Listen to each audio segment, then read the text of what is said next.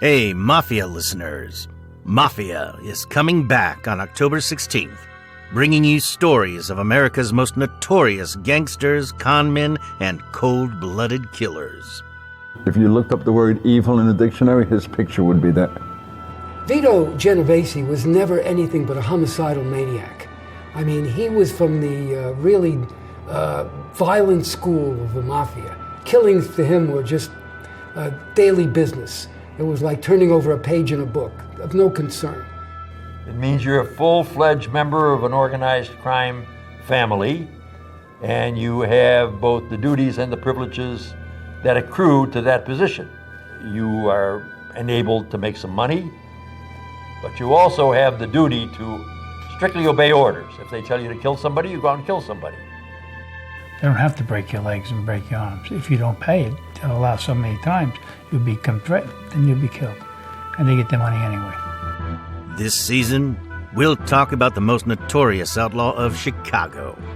He literally kicked the mayor down the steps of City Hall to show publicly this is what happens to people, even politicians, who defy Al Capone. But Al Capone, he wanted the spotlight to be shining on him. He loved it.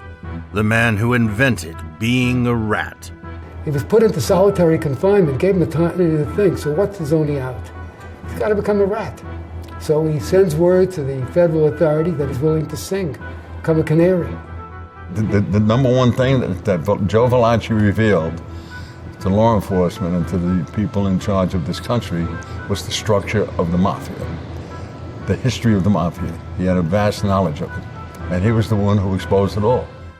And the gangster who ruled the racket before there were even gangsters.